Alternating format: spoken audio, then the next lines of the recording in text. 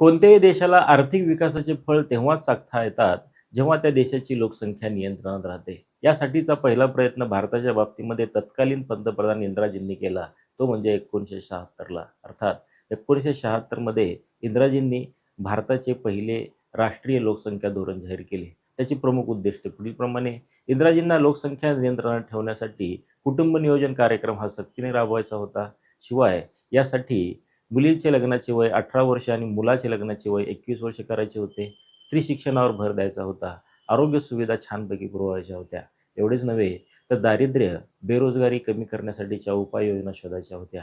या संबंधित कारणासाठी इंदिराजींनी हे लोकसंख्या धोरण जाहीर केले. पुढे 1977 मध्ये जनता सरकारने यात काही थोडेसे बदल केले आणि ते पुन्हा राबवले. तो महत्त्वपूर्ण बदल म्हणजे कुटुंब नियोजनाचा सक्तीचा कार्यक्रम हा ऐच्छिक करण्यात आला. सदरील माहिती महत्त्वाची. थांबूया. धन्यवाद.